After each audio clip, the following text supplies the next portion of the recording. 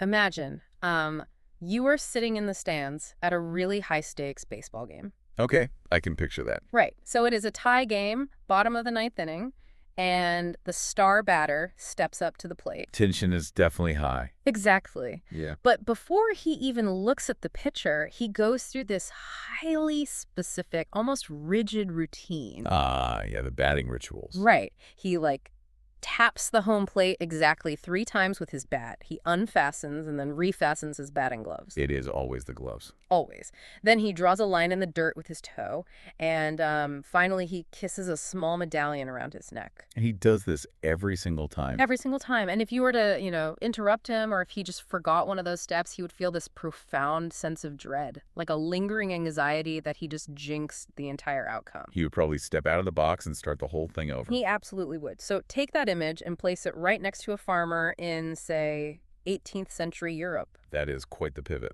I know, but stay with me. This farmer is carefully burying a carved wooden symbol at the edge of his field right before the first spring planting. Because he is terrified that if he doesn't, a drought will wipe out his entire livelihood. Exactly. Now, on the surface, a modern millionaire athlete and an 18th century peasant, they have absolutely nothing in common. No, completely different worlds. But if we put on a specific set of theoretical glasses today, we start to see that the human brain is actually running the exact same underlying software in both scenarios. It really is a phenomenal parallel to draw. And it perfectly encapsulates why human behavior is so incredibly difficult to study, yet, so vital to understand. All right, because we like to think of our modern world as completely rational. Like we are totally removed from the rituals and the anxieties of the past. But when you actually observe behavior, rather than just listening to what people say they believe, you see that we are still deeply entangled in these massive systems of meaning and ritual. And that is exactly what we are going to explore today. We're taking a really comprehensive deep dive into the sociology of religion. It's a massive topic. It is huge. We're using this incredibly detailed foundational map, The Textbook Religion in Sociological Perspective by Keith A. Roberts and David Yameen. A fantastic resource. But before we get into the weeds here, I really want to set some ground rules for how we are looking at this, for you listening, because the perspective here is highly specific. Yes, the lens we use matters entirely. Right. So if you are listening to this, you might be deeply devout, you might be a staunch atheist, or, you might be completely indifferent to religion. And all of those are fine for this deep dive. Exactly. Because our mission today is not to act as theologians. We are not here to debate what is objectively true about the universe. We aren't arguing about which holy book is the right one. No, not at all. And we aren't acting as psychologists either, like looking at the neurochemistry of an individual brain during prayer. We are sociologists today. Which means we are looking at religion as the invisible architecture of human society. Yes. We want to understand how religion builds communities, how it causes conflicts, how it structures our economics, and how society, in turn, pressures religion to change. Which really requires a very deliberate posture. Sociologists actually refer to this as a posture of methodological agnosticism. Methodological agnosticism, what does that actually mean in practice? It means that when a sociologist studies a religious group, they temporarily bracket out the question of ultimate truth. So they just ignore whether it is real or not. Essentially, yes. It doesn't matter, sociologically speaking, if an angel actually appeared to a prophet or if a sacred text was actually dictated by a deity. Because you cannot test that in a lab. Exactly. What matters are the undeniable empirical consequences of a group of people believing that those things happened. Ah, the consequences of the belief. Right. If the belief causes them to alter their marriage patterns or change how they vote or rewrite the economic rules of their town, that is hard data. We study the observable footprint of belief. I have been thinking about this, like examining the operating system of a computer, but for human culture. I like that analogy. Like we want to look at the underlying code, the myths, the doctrines, the private rituals, and we want to look at the hardware too. The physical structures. Yeah, the massive megachurches, the architecture, the bureaucratic hierarchies. We want to see how the software and the hardware interact to run this massive social machine. It is a huge, complex system. It is. But I hit a wall almost immediately when I started diving into the Roberts and Yemeni text. Oh, let me guess, the definition problem. Yes, because before you can analyze how the machine works, you have to define what the machine actually is. and defining religion is notoriously frustratingly difficult. It really is the ultimate academic headache. Yeah. But it is a necessary headache, yeah. Why is it so necessary to nail down a definition? Because how you define a phenomenon dictates exactly what you are permitted to study. Oh, that makes sense. Yeah, the literary theorist Kenneth Burke famously pointed out that every way of seeing is also a way of not seeing. So a definition is essentially a boundary line. Precisely. If you draw that boundary too narrowly, you put blinders on. You might miss some of the most powerful sociological forces shaping a culture simply because they don't fit your preconceived checklist. But, doesn't a definition have to be accurate? A religion is a religion, right? Well, social sciences take a slightly different approach. They argue that definitions aren't true or false mirrors of reality. Then what are they? They're tools. A tool isn't true or false, it is just more or less useful for the specific job you're trying to do. Okay, so how did early sociologists try to build this tool? Historically, scholars started by trying to isolate the essence of religion Mm. using what we call substantive definitions. They really wanted to know the core substance of it. Do you have an example of that? Sure, back in 1873, the anthropologist Edward B. Tyler proposed a very straightforward substantive definition. He said religion is simply belief in spiritual beings. Which, honestly, if you stop the average person on the street today and ask them to define religion, that is probably exactly what they would say. It is a very common understanding. Yeah. You think of religion, you think of a belief in a god, or multiple gods, or angels, or ancestor spirits. It seems perfectly logical. It seems logical, but it is actually incredibly restrictive. Let's test Tyler's definition for a second. Okay, let's test it. If you mandate that a religion absolutely requires a belief in spiritual beings, what do you do with Buddhism? Oh, I see the problem. Right. Because if you look at orthodox, official Buddhist teachings, a belief in a creator deity or a supreme spiritual being is often entirely peripheral. And in some traditions, it is just explicitly absent, right? Exactly. The focus is on enlightenment, on the Eightfold Path, on escaping the cycle of suffering. So, strictly speaking, under Tyler's substantive definition, a devout Buddhist monk meditating in a monastery wouldn't be practicing a religion at all. Which feels completely absurd. You can't just define a major world tradition out of existence because it doesn't fit your Western Judeo-Christian template. No, you definitely cannot. So how did the field adjust to fix that massive blind spot? Well, they tried to refine the substantive approach. In 1912, Emil Durkheim, who is arguably one of the founding fathers of sociology, proposed a different boundary line. What was Durkheim's approach? He argued that the essence of all religion is that it divides the entire universe into two distinct realms, the sacred and the profane. Okay, the sacred and the profane. Break those down for me. The sacred consists of things that are set apart.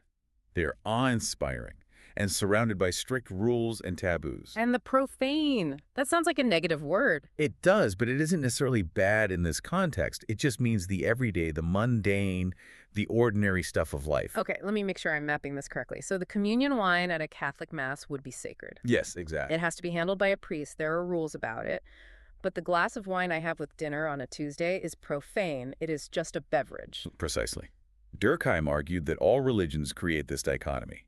But even this highly influential definition has serious sociological blind spots. Really? It seems pretty comprehensive. It does, until you realize there are communities that actively reject that division. Who rejects that? Look at groups like the Shakers, or a contemporary Anabaptist utopian community known as the Bruderhof. The Bruderhof. Okay. Their entire theological premise is an attempt to make all of life sacred. Wait, all of it? How does that work in practice? Sociologist Benjamin Zablocki spent significant time studying the Bruderhof, and he noted that they consider even the most trivial, mundane, everyday acts like sweeping a floor or building a wooden chair or weeding a garden to be permeated by the divine spirit. Wow. So there is no mundane task for them. None. They believe that cordoning off God to a specific hour on Sunday is actually a failure of faith. So they just treat Tuesday afternoon like Sunday morning. Exactly. In fact, many Bruderhof communities refuse to erect a specific designated church building. Because they don't want a specialized physical space. Right. They believe it implies that the rest of their property is somehow less holy. So if you walk into a Bruderhof community with Durkheim's definition on your clipboard, looking for the boundary between the sacred and the profane, you won't find one. You wouldn't find it. Yeah. And you might conclude they aren't practicing a religion. When in reality, their religious conviction is so intense it has swallowed the profane entirely.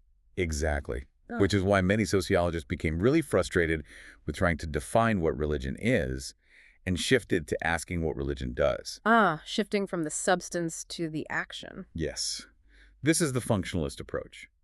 Milton Yinger was a massive proponent of this. He borrowed a concept from the theologian Paul Tillich and proposed a functional definition. And what was Yinger's definition? Yinger argued that religion is any system of beliefs and practices that helps a group of people struggle with their ultimate concerns. Ultimate concerns, meaning like the big unanswerable questions. Exactly. Why are we here? Why do good people suffer?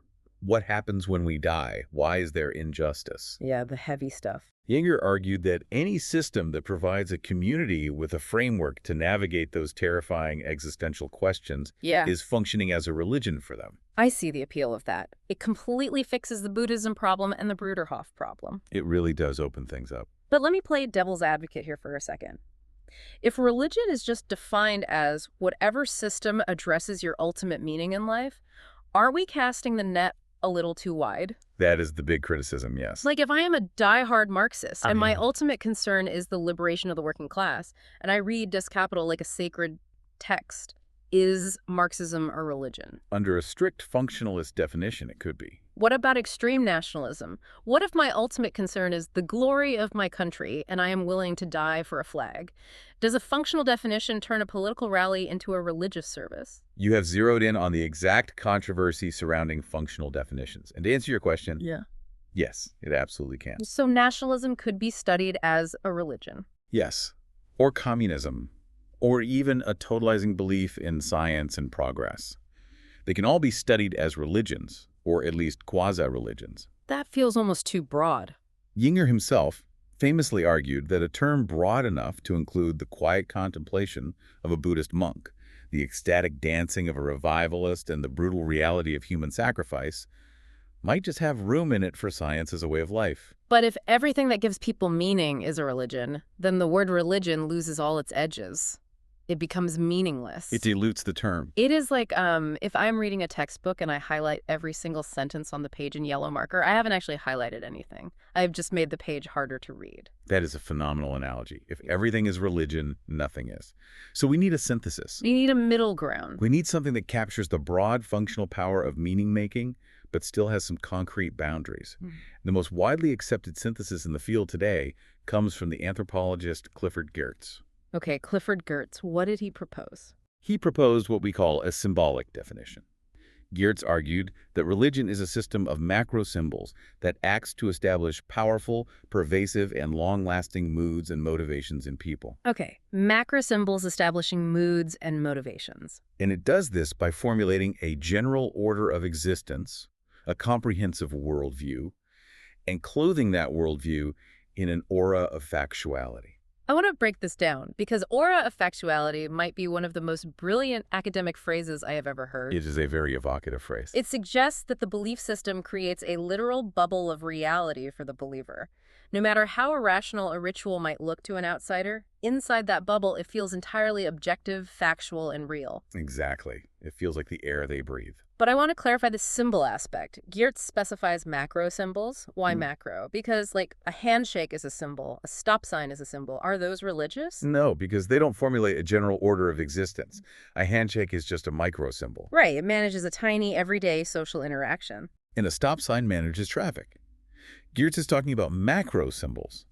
Think of the Christian cross, the Jewish Star of David, the Muslim practice of facing Mecca to pray, or the Hindu Om. So these are the big ones. These symbols don't just manage a moment. They help the believer interpret the meaning of life itself. They outline an entire cosmology. They tell you who you are, where you came from, and where the universe is heading. Exactly. They organize the entire universe for the believer. So we have this symbolic definition. Religion is a system of macro symbols that gives order to existence and feels factually true. But that brings me back to the hook we started with. A baseball player and the farmer. Right. The baseball player tapping the plate, the farmer bearing the talisman. Both involve symbols, both establish moods and motivations.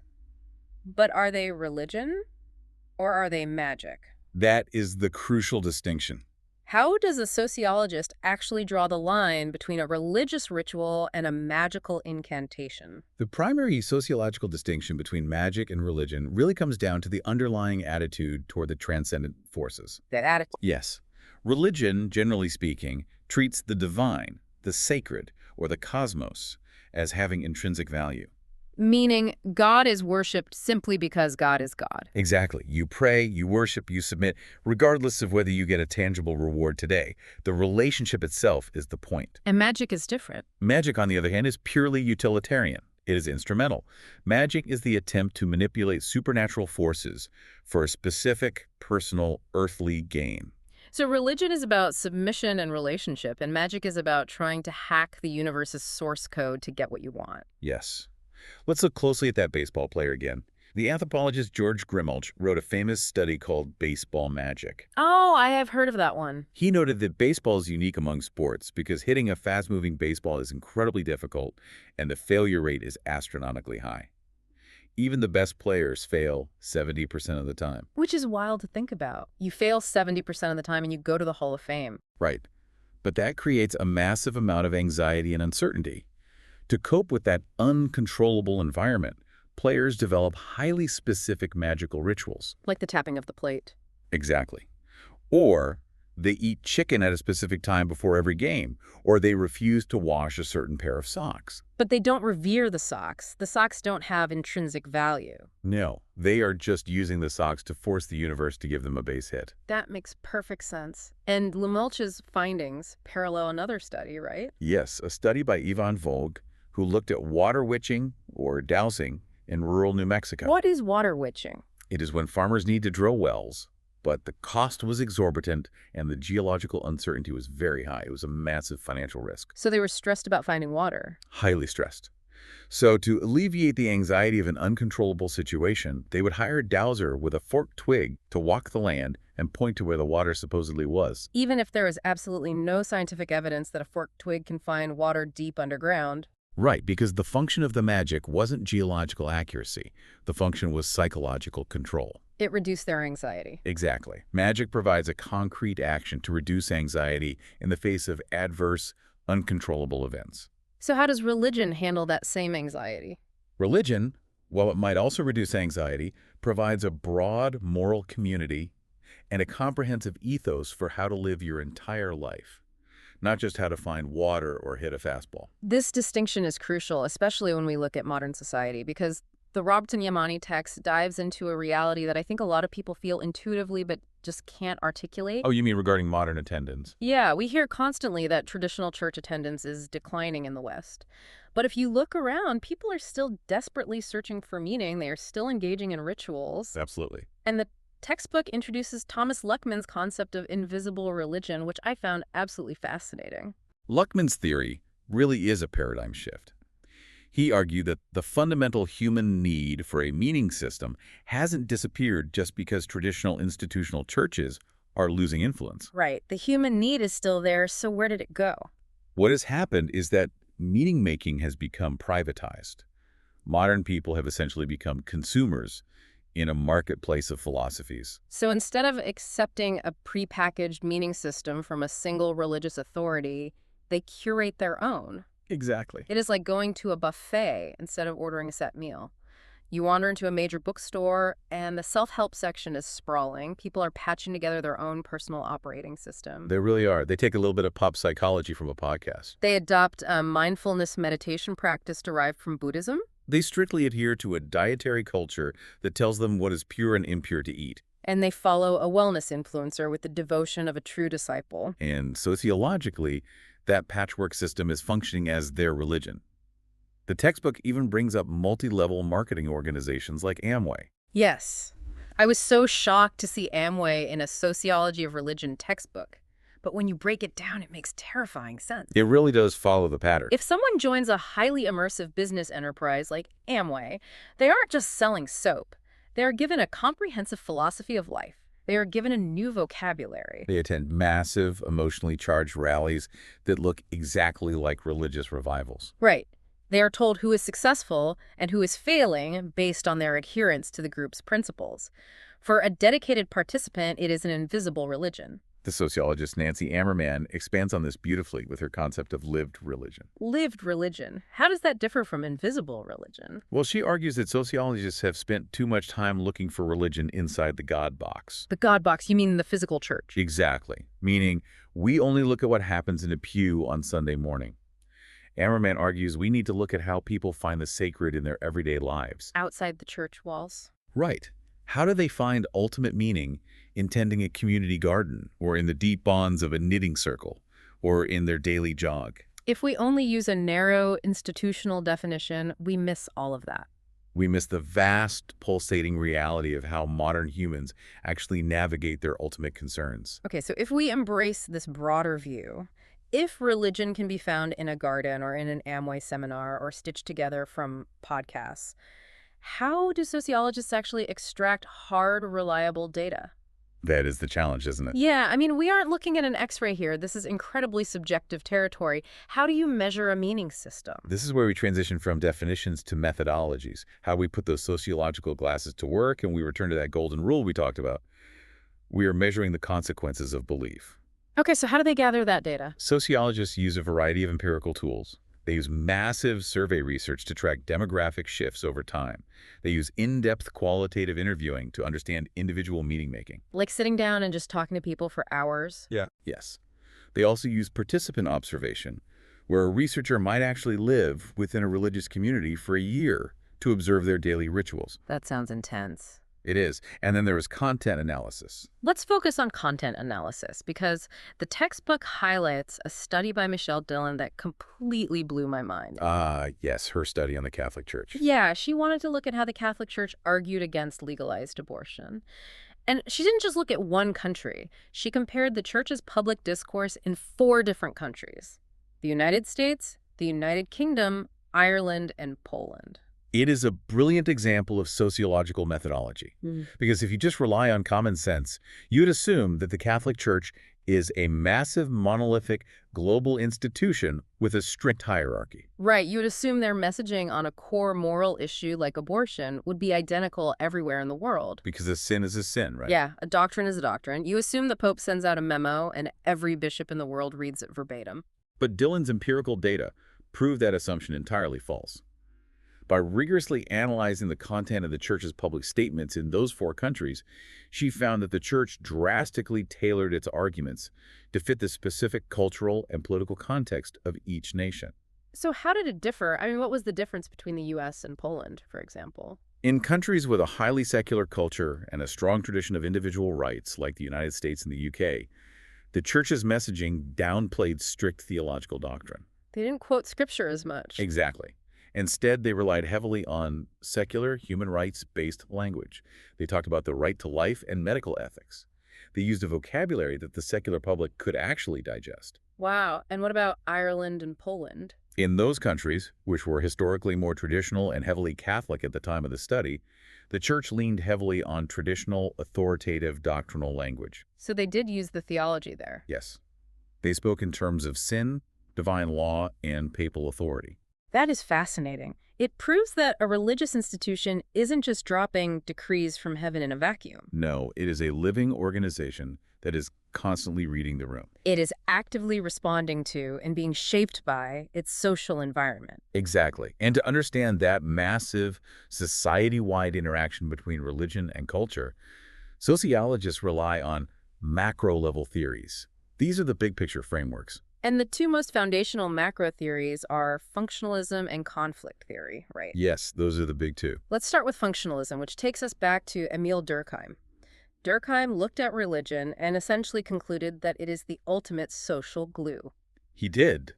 Durkheim made a very provocative argument. He theorized that when a group of people gather together to worship God, what they are actually unknowingly worshiping is their own society. Okay, wait. That is a massive claim. How does worshiping a deity equal worshiping society? Think about the characteristics we attribute to a supreme deity. God transcends the individual. God is incredibly powerful. God demands obedience, creates the moral laws of right and wrong. And if you internalize those laws, you feel guilt when you break them. Okay, yes, those are the standard traits of a monotheistic God. Well, Durkheim pointed out that society does the exact same thing. Society does. Yes, Yeah. society transcends any single person. Society is a massive power that demands obedience to its norms. It creates our moral frameworks, and it installs a conscience in us through socialization. Oh, wow. I see the parallel now. So for functionalists, religion is the mechanism that integrates a society. It creates a shared meaning system, common values, and powerful rituals that bind individuals together into a cohesive whole. It is the glue that keeps the social order from disintegrating into chaos. I can easily see how that works. A community that prays together, shares the same moral code, and helps each other out is going to be highly cohesive. But if I'm looking at human history, or even just the evening news, the idea that religion is just a warm, fuzzy social glue feels dangerously naive. It is definitely only half the picture. Because religion also starts wars. It oppresses people. It burns heretics. Which brings us to the second macro theory, conflict theory, championed by Karl Marx. Yes. Marx viewed the functionalist idea of social harmony as a total illusion. He wasn't a fan of the social glue idea. Not at all. For Marx and later conflict theorists, society is not a harmonious body working together. Society is a brutal battleground. A battleground for what? It is composed of different interest groups competing for scarce resources and power. And in that battleground, religion is not a neutral social glue. Religion is a weapon. If I am a religious person listening to this, conflict theory might feel a bit insulting. It essentially argues that religion is just a tool used by the rich to trick the poor. It is a harsh lens, absolutely.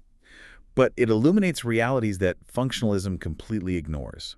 Like what? Conflict theorists argue that religion often serves the self-interests of the elite class. It can be a source of coercion. It legitimizes the status quo. So if a king claims he rules by divine right, it makes it a sin to rebel against his taxes. Exactly. Or if a religion teaches that poverty is a spiritual virtue and that your reward will come in the afterlife, it pacifies the working class. It prevents them from demanding better wages today because they're focused on heaven. Precisely. Conflict theory looks at how religious institutions hoard wealth, exert political power, and enforce inequalities. So we have functionalism saying religion integrates and supports society, and conflict theory saying religion divides, coerces, and oppresses. They seem completely contradictory. They do, if you view them as mutually exclusive. I like to think of them like going to a movie theater and putting on a pair of old school 3D glasses. Okay, I like where this is going. Functionalism is the red lens. If you only look through the red lens, you see all the harmony, the structure, the community support, the soup kitchens, the shared values, but you miss the exploitation. Right. Conflict theory is the blue lens. If you only look through the blue lens, you see the power dynamics, the crusades, the inequality, the hoarding of wealth, but you miss the genuine comfort and community it provides.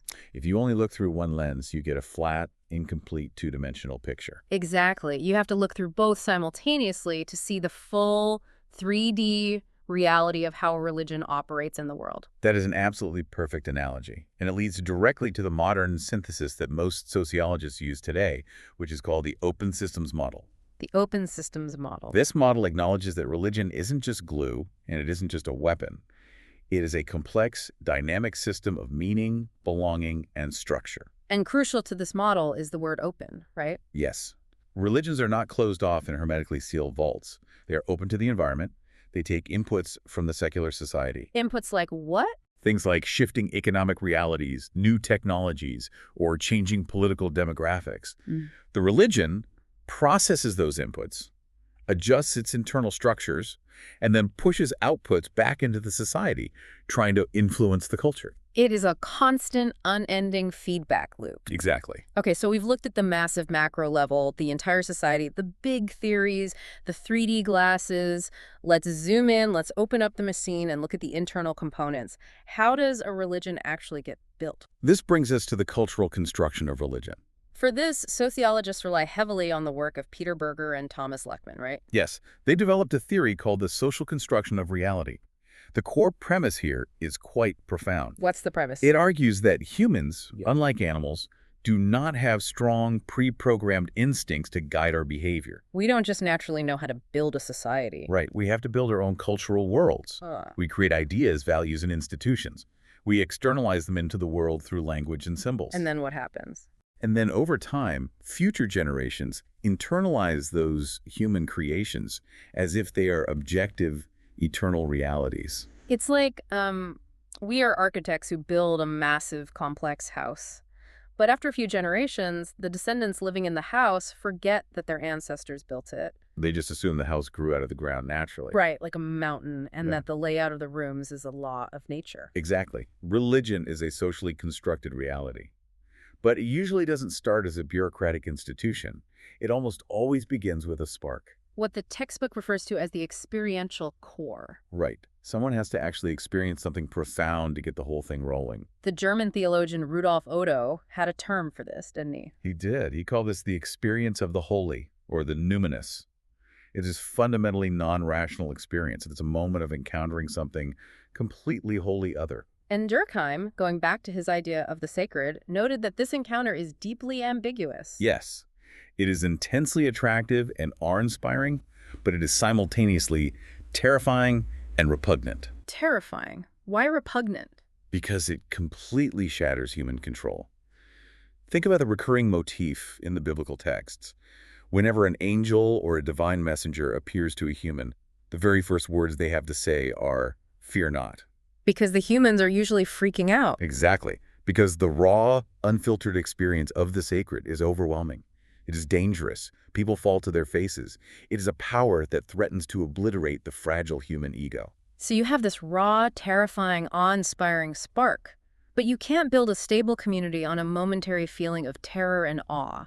You have to capture it. You have to explain it, and that is where myth and ritual come in. And I want to pause here and be incredibly clear. When a sociologist uses the word myth, they do not mean what we mean in everyday conversation. No, not at all. We usually use myth to mean a fake story, a fairy tale, or a lie, like the myth of the Loch Ness Monster. That is not how sociologists use the term. In the sociology of religion, a myth is a profound symbolic narrative. It is a story that communicates a fundamental truth about the cosmos for that community. It is the story that explains why the world is the way it is. It answers those ultimate concerns. It explains the origin of the universe, the reason evil exists, and the ultimate destiny of humanity. Whether the historical details of the story can be archaeologically proven is entirely beside the point. The myth is functionally true for the community because it structures their reality. And if the myth is the belief, the ritual is the action. The textbook is very clear that rituals are not just empty habits. A habit is brushing your teeth. A ritual is something that generates that aura of factuality we talked about with Geertz. And this is where the system becomes incredibly durable. Myth and ritual feed into each other in a continuous, self-reinforcing loop. Yes, the myth provides the theological explanation for why the ritual is necessary, and the physical, bodily act of performing the ritual, kneeling, singing, fasting, taking communion, makes the myth feel physically real in the believer's body. The action reinforces the belief, and the belief necessitates the action. It solidifies the socially constructed worldview so deeply that it feels objectively true. The sociologist Andrew Greeley has a brilliant framework for understanding this. He distinguishes between the prose of religion and the poetry of religion. I love Greeley's framing here. The prose is the theology, the doctrines, the official rule books, the intellectual arguments. But the poetry, that is the realm of the symbols, the narratives, the lived experiences, the rituals, the music, the art. And Greeley argues that the real power of religion, the thing that actually grips the human heart, lies in the poetry. He is entirely right. Very few people are converted to a new religion by reading a dry, 500-page theological treatise. No, they're converted by the poetry. They are moved by a transcendent piece of choral music or the profound peace they witness in a monastic community or a story of ultimate sacrifice. The poetry bypasses the rational mind and hits the experiential core. Exactly. Which brings up a fascinating dynamic that I think anyone who has ever been part of a religious community has witnessed. If the poetry is the true source of power, is that why we see massive, sometimes vicious arguments over seemingly tiny symbolic details? Oh, absolutely. I mean, I have seen congregations literally split in half over whether the worship band should use an electric guitar or a traditional pipe organ, or whether the pastor should wear a robe or jeans. To an outsider, it looks incredibly petty. To an outsider, it looks like a trivial argument over aesthetic preference. But to the insider, These are not preferences. These are macro symbols. They are the poetry that connects them to the divine. Right. When a new pastor comes in and says, we are getting rid of the organ and bringing in guitars, they aren't just changing the acoustic environment. They are threatening the congregation's entire socially constructed reality. They are tampering with the mechanism that generates their aura of factuality. People fight to the death over symbols because symbols are the anchors of their universe. That perfectly bridges us to the individual level. We've talked about how society constructs these massive symbolic houses, but individuals aren't born with these specific symbols encoded in their DNA. No, an infant doesn't intuitively know the difference between an organ and a guitar. They have to learn it. They have to be socialized. Religious socialization. The sociologist Phil Zuckerman makes a very blunt but statistically undeniable point about this. What did Zuckerman point out? He notes that if you were born in Yemen, there is an overwhelming statistical probability that you will grow up to be a devout Muslim. If you were born in rural Mississippi, there is an overwhelming probability you will be a Baptist. To a massive extent, your religious identity is determined by an accident of birth. You inherit the meaning system of your parents and your culture. But I want to push back on the implications of that for a second. When people hear accident of birth, they often jump to the idea of brainwashing. Like parents just program their kids like robots? Exactly. But it's not a guarantee, is it? We all know people who completely rejected the religion of their childhood. Exactly, and sociological research proves that it is absolutely not brainwashing. The successful transmission of religion from one generation to the next is highly contingent on several crucial variables. It is a fragile process. What is the most important variable? Research shows that the quality of family relationships is arguably the most important factor.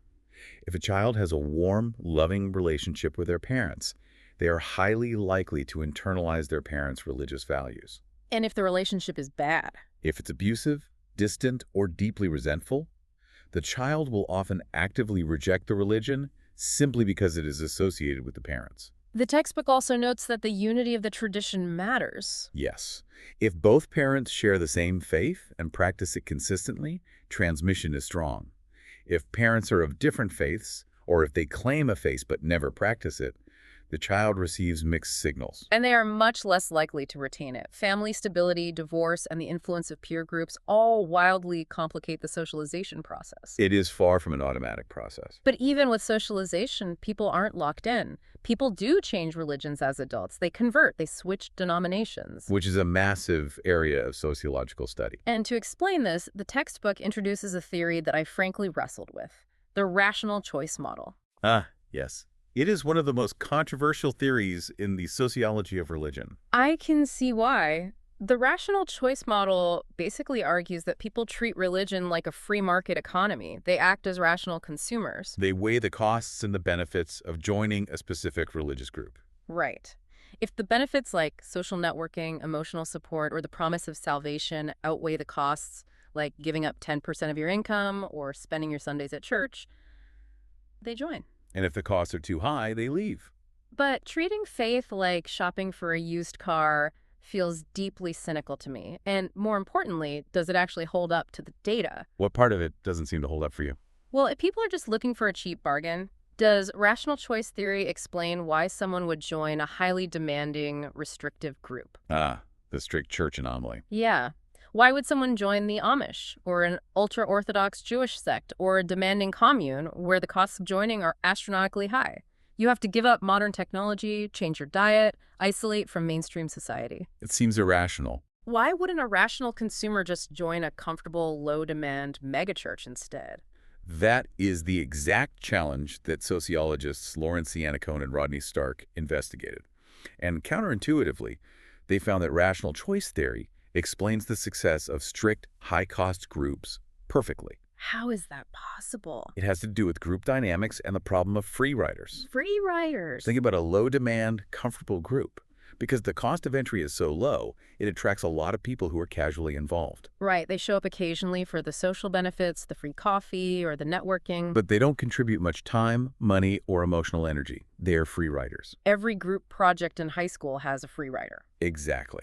And a high percentage of free riders drains the energy of the group and lowers the overall value of the community. Okay, so what does a strict group do differently? A strict, high-demand Group 1 that requires distinctive clothing, strict diets, and massive time commitments makes the cost of entry so high that no casual free rider would ever bother joining.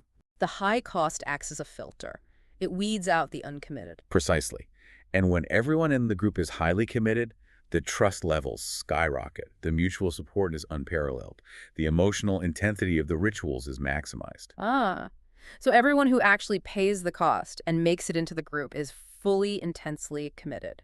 So, for a specific type of religious consumer who is seeking deep solidarity and absolute certainty, the astronomically high cost of the strict group is actually what guarantees the massive benefit they're looking for. It is a completely rational choice to pay a high price for a high-quality community. That is exactly the argument. That is a brilliant piece of sociological analysis. It flips the assumption entirely.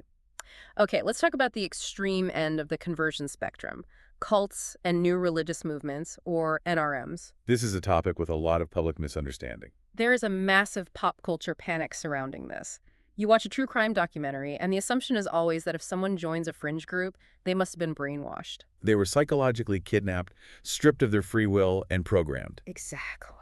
The brainwashing narrative is incredibly popular in media, but sociological data deeply, deeply refutes it. Decades of empirical studies on new religious movements show that the brainwashing model is a myth. Really, a complete myth. Yes. When sociologists actually interview converts to NRMs and study the recruitment processes, they find that conversion is almost always a voluntary, active, and gradual process. They aren't hypnotized. No. The individual is usually actively seeking answers or a new community before they even encounter the group. They aren't zombies, they are seekers. So how does the recruitment actually work if it isn't brainwashing? The recruitment relies heavily on building strong, effective ties, friendships, and emotional bonds with current members. Ah, so they make friends first. Right. The individual slowly learns the theology, evaluates it, and voluntarily adopts the worldview because it provides something they were lacking. The idea that someone can be hypnotized against their will to join a commune just doesn't hold up to empirical scrutiny. On the flip side of conversion, we have apostasy, people leaving religion entirely. And statistically, this is a massive trend. The rise of the nones. Right, the nuns people who check none of the above on religious surveys, they are one of the fastest growing demographics in the West. But the textbook makes a really important distinction here.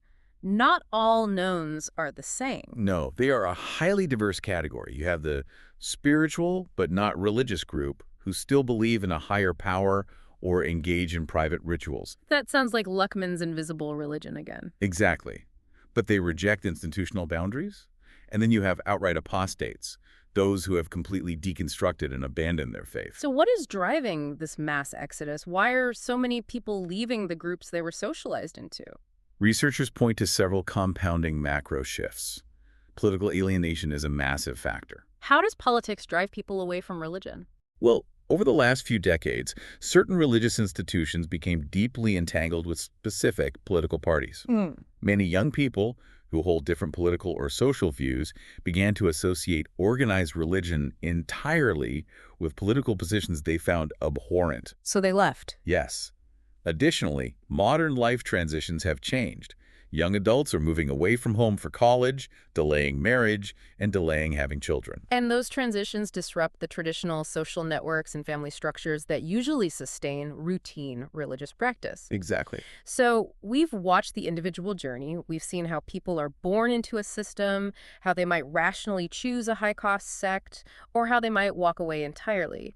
But how do these systems themselves survive? Because a group has to organize if it wants to outlive its founder. Right. If individuals are constantly coming and going, how does a religious movement survive the test of time? This is a critical transition point for any movement. And it brings us to Max Weber's famous sociological concept, the routinization of charisma. Routinization of charisma. Break that down for me. Almost every major religious movement in history starts with a charismatic, dynamic, highly magnetic founder or prophet.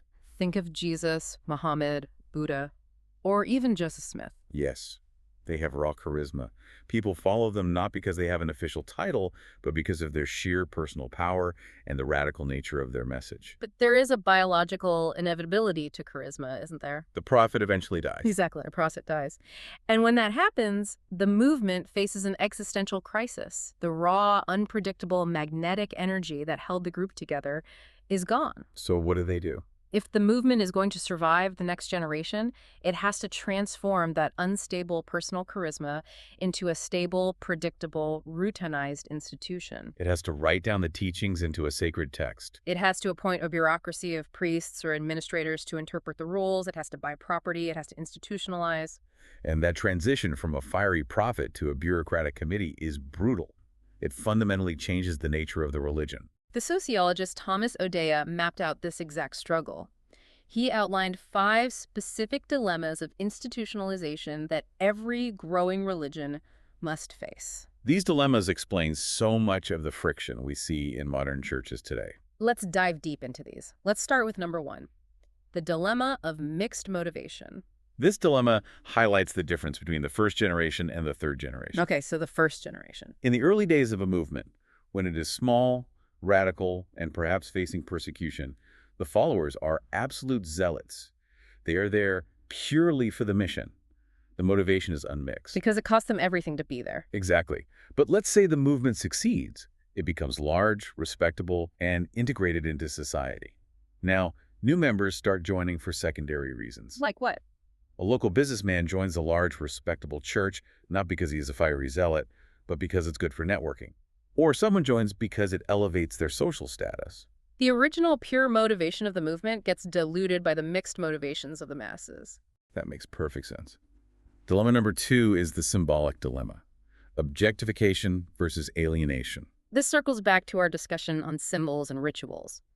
In the beginning, the rituals are fresh, spontaneous, and bursting with emotional power. But as the institution grows, it has to standardize those rituals so they can be performed identically across thousands of congregations. The ritual becomes objectified. It becomes a routine. And over time, the congregation might feel alienated from the original sacred fire. They find themselves just standing up, sitting down, and reciting words without feeling any connection to the divine. Going through the motions. Dilemma number 3, administrative order. Bureaucracy.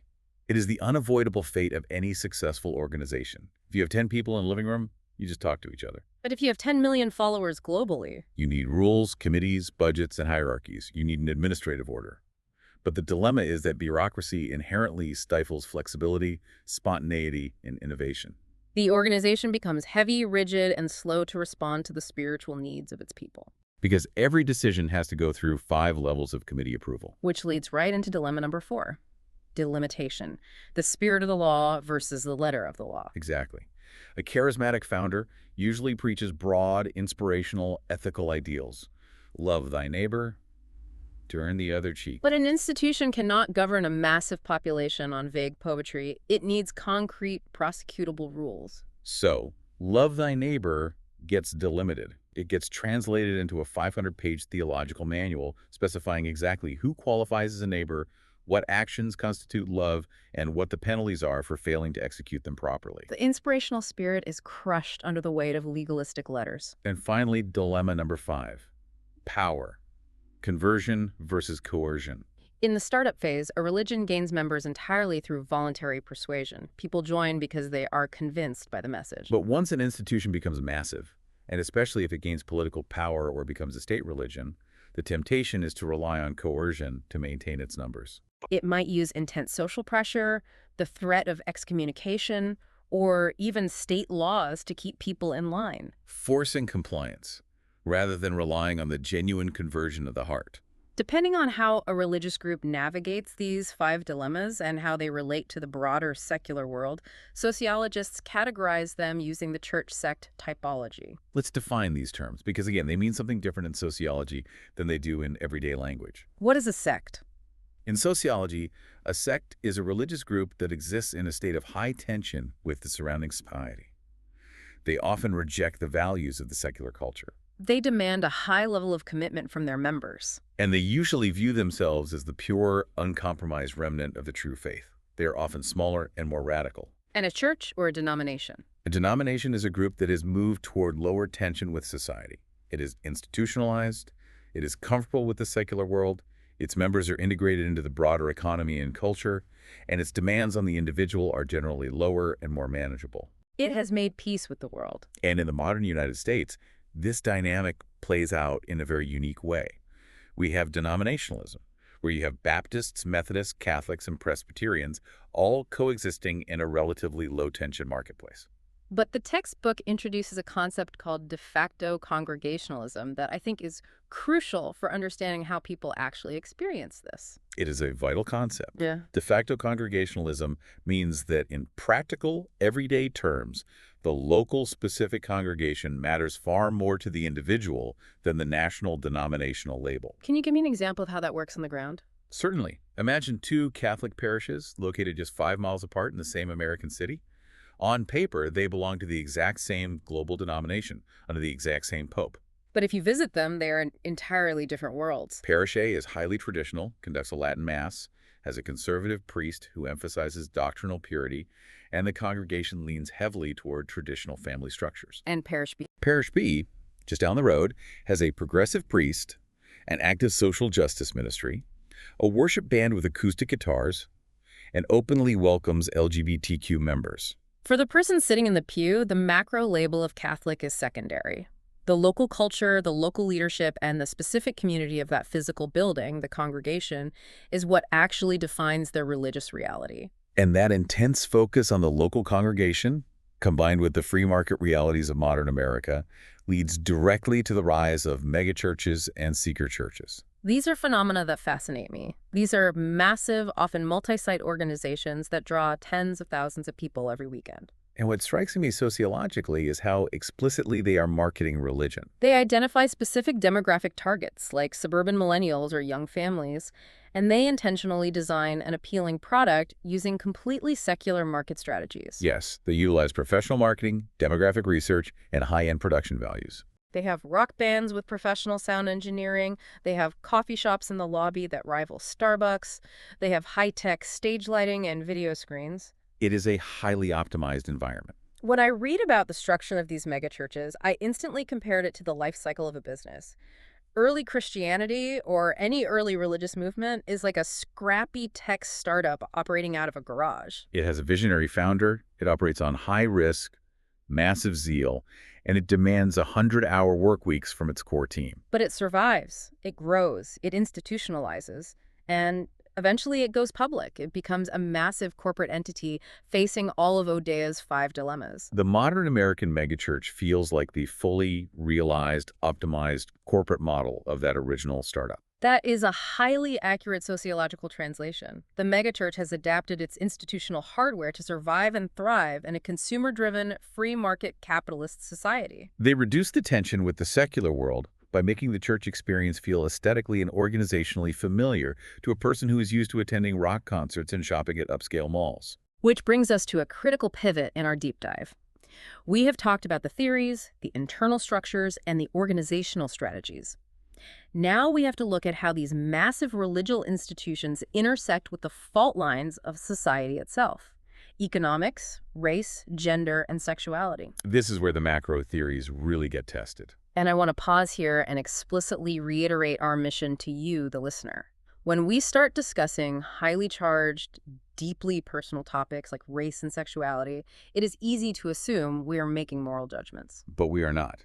Sociologists do not take sides in these cultural battles. Exactly. We are impartially looking at the data on how religious meaning systems interact with societal inequalities.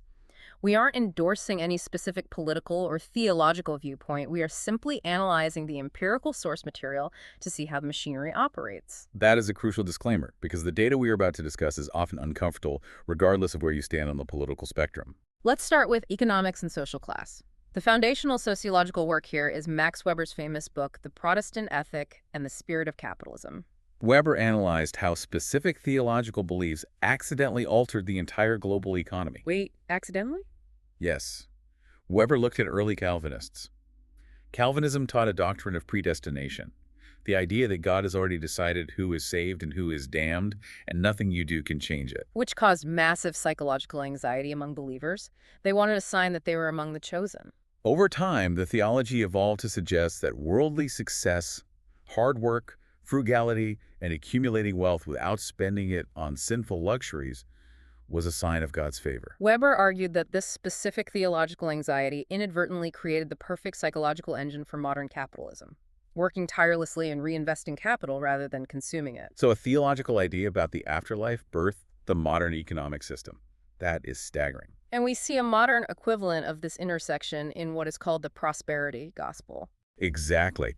The prosperity gospel is a meaning system that explicitly teaches that God desires believers to be wealthy, healthy, and successful in this life, right now. It directly links faith and positive confession to financial prosperity. But does a theology like that actually change a person's bank account? Does sociology have data on that? It does. The researcher Lisa Keister has done extensive, fascinating work on how specific religious affiliations directly impact wealth accumulation over a person's lifetime. She found that religion doesn't just dictate your Sunday schedule, it dictates your economic behavior. Give me an example of the data. Keister's research shows that, on average, conservative Protestants tend to accumulate less secular wealth compared to other groups. Why? Because their specific meaning system encourages them to tithe heavily to the church, to marry early, and to prioritize having larger families. Those are deeply held values, but they mathematically limit the accumulation of secular financial capital. In contrast, other religious groups like mainline Protestants or Jewish communities possess meaning systems that heavily emphasize advanced education, delayed marriage, and secular career advancement. Consequently, those groups statistically accumulate much higher levels of household wealth. The theology literally rewrites the economic trajectory of the individual. That is the open systems model in action. Mhm. The belief outputs directly into the economy. Let's move to the intersection of race and religion. The textbook brings up a deeply persistent sociological phenomenon known as the color wall. It quotes Martin Luther King Jr., who was echoing the sociologist Liston Pope when he made the famous observation that 11 a.m. on Sunday is the most segregated hour in America. It was a profound observation in the 1960s, and what is challenging for sociologists today is that Michael Emerson's contemporary research shows that it largely remains true. Despite decades of social progress, the vast majority of religious congregations in the United States remain racially homogenous. Why is that? If a church's theology preaches that all people are equal before God, why does the physical building remain segregated? Because sociologists look at racism not just as individual prejudice, but as an embedded worldview and an institutional reality. Emerson's research points out a painful contradiction. What's the contradiction? A church's meaning system, its official theology, might preach absolute racial equality. But a church is also a belonging system. It is built on social networks, friendships, and shared cultural practices. People tend to invite their friends to church. They tend to worship with people who live in their neighborhoods. And because the broader American society and housing markets remain highly segregated, the church's belonging system inadvertently reproduces that segregation, regardless of what the theology dictates. The social hardware overrides the theological software. Moving to gender, we see another fascinating sociological trend, which is referred to as the feminization of religion. Globally, and across almost every major faith tradition, women are consistently more religious than men by nearly every metric. They attend services more frequently, pray more often, and rate religion as more important in their daily lives. Why is there such a consistent gender gap? It is a major area of study.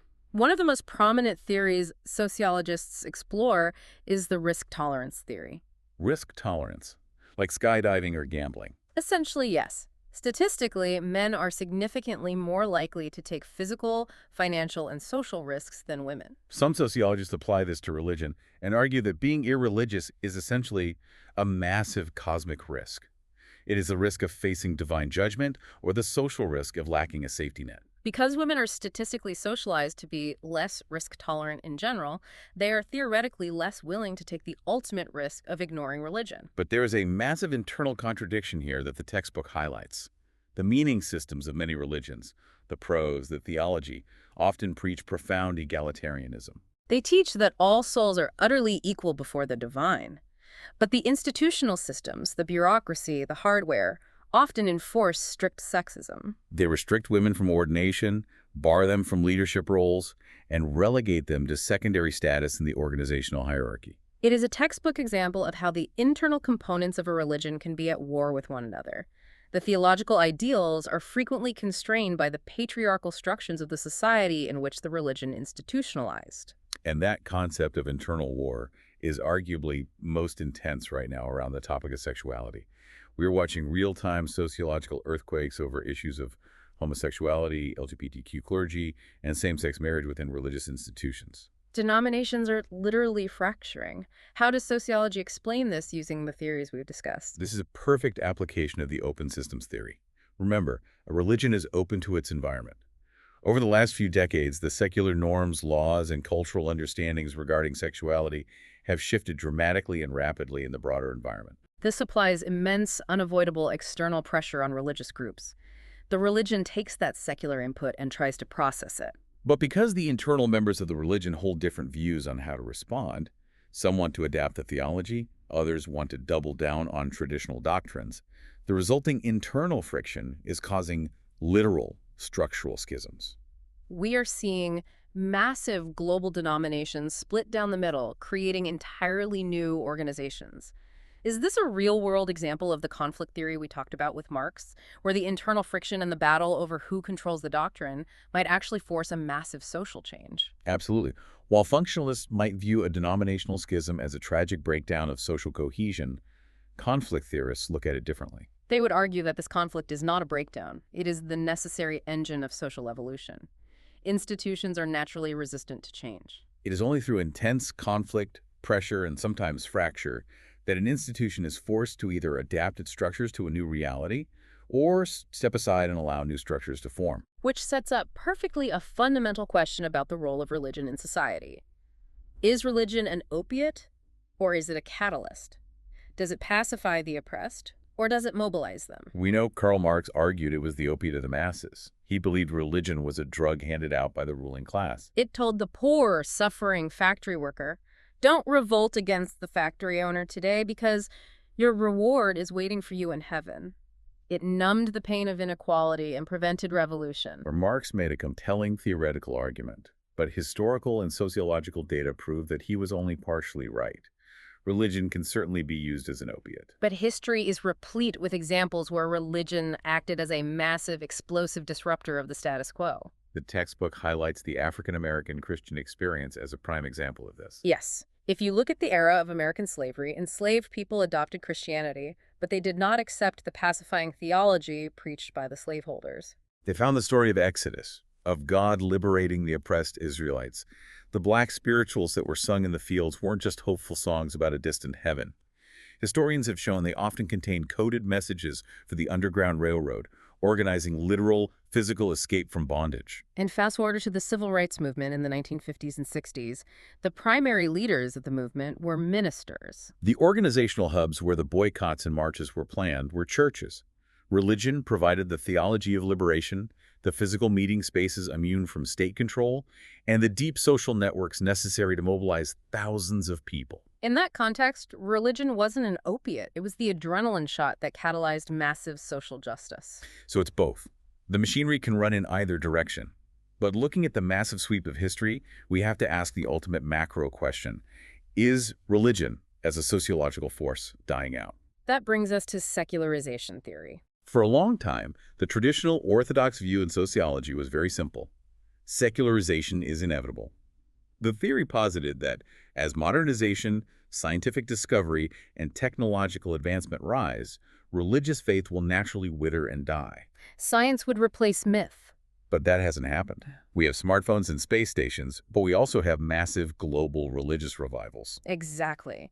The traditional theory failed to predict global realities, so sociologists adapted to an evolutionary view. This view suggests that religion isn't dying. It is just becoming more specialized, complex, and autonomous from the state. The textbook breaks this down into what it calls neo-secularization, and it looks at it on 3 distinct levels: macro, meso, and micro. Walk me through these. The macro level is the society at large. In many Western nations, we do see secularization here. The government is separated from the church. The state handles the courts, the military, and the economy without relying on religious authority. That is macro-secularization. Okay, the second level is the meso level, organizations. Right. Institutions in the middle of society are secularizing. Think about massive universities or hospital systems. Many of them were originally founded by religious denominations. But over time, to qualify for state funding or to appeal to a broader, diverse public or to adhere to scientific standards, they drop their religious ties. They secularize their organizational structure. But here is the catch, which is the third level, the micro level, the individual. Even if the government is entirely secular, and even if the hospital you go to is completely secular, you, the individual patient in the bed, might still be highly religious. You might be praying, you might be engaging in Luckman's invisible religion. The machinery hasn't disappeared, it is just relocated from the public square to the private heart. And occasionally, the public square itself takes on the characteristics of a religion. The sociologist Robert Bellah coined a famous concept called civil religion. Civil religion.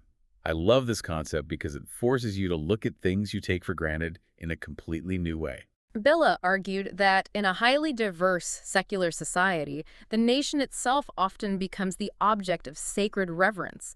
It fulfills the functional role of religion. So the nation becomes the deity. Yes. Think about it sociologically. The flag becomes a sacred object with strict rules about how it can be handled and folded. National anthems function as hymns. The founding fathers are venerated like prophets or saints. Holidays like Memorial Day or the 4th of July take on a profound functional religious significance, complete with rituals, parades, and the honoring of martyrs who sacrificed their lives for the sacred idea of the nation. Civil religion utilizes the deep psychological tools of religion to bind a diverse population together into a single, cohesive national identity. It is wild to look at a 4th of July parade and realize you are watching a sociological religious ritual. And it proves that the human need to organize around symbols is completely irrepressible. Which brings us to our final area of exploration, religion outside the God box and on the global stage. Because this machinery is constantly adapting to new environments. We touched on media earlier with the printing press, but the evolution into the digital age is staggering. It is fundamentally altering the sociology of religion. From Gutenberg's press democratizing the Bible to the rise of televangelism in the 1980s, we are now witnessing the explosion of digital religion. We are seeing people practice faith in entirely virtual worlds. Yes, there are researchers studying virtual mosques, digital temples, and Christian churches established within online environments like Second Life or massive multiplayer games. And sociologists are asking profound questions. Does a digital avatar taking a digital communion count as a ritual? How does authority work when anyone can start a digital congregation? The medium physically changes how the religion is practiced. And we absolutely cannot ignore the intersection of religion and sport. The textbook details the history of muscular Christianity in the Victorian era and the founding of the YMCA, the Young Men's Christian Association, which aimed to link physical fitness with spiritual health. But sociologically, it goes much deeper than history. Sports themselves function as religions for millions of people. Apply Geertz's symbolic definition to a major sporting event. Exactly. Geertz said religion is a system of symbols that produces powerful, long-lasting moods and motivations. Imagine standing in a massive concrete stadium. There are 80,000 people packed together. They are all wearing identical colors. They are chanting in perfect unison. They are experiencing massive emotional highs and devastating lows based on the outcome of a highly ritualized game. And at the end of the season, they treat a piece of shaped metal, a trophy like an immensely sacred relic. Functionally, sociologically, that checks almost every box we've discussed today. It absolutely does. Yeah. Intense sports fandoms, extreme dietary movements, deeply committed political ideologies, these are quasi-religions. They provide the belonging system, the meaning system, and the rituals that traditional institutional churches used to provide exclusively. People are fulfilling their sociological needs outside the traditional boundaries. And all of this, the traditional faiths, the invisible religions, the digital mosques, is happening on an increasingly shrinking planet. Globalization means the world is rapidly becoming, as the sociologists say, one place. Globalization forces every religious system to confront diversity instantaneously. In the past, a religion could exist in isolation. Now it is instantly aware of competing meaning systems. This leads to two major sociological outcomes. On one hand, it leads to the diffusion of ideas and massive international humanitarian networks. Religions become global peace builders. But on the other hand, the pressure of globalization often sparks reactionary fundamentalism. When a group feels its macro symbols are threatened by global secular culture, it often entrenches, militarizes, and becomes deeply entangled in nationalism and violent conflict. Religion is the most powerful, volatile force on the global stage today. Okay, we have covered an immense amount of ground. We have taken the machinery completely apart and looked at every gear. From the earliest definitions to the macro theories, to the socialization of the individual, the institutional dilemmas, the fault lines of inequality, and the global future. Let's synthesize this journey.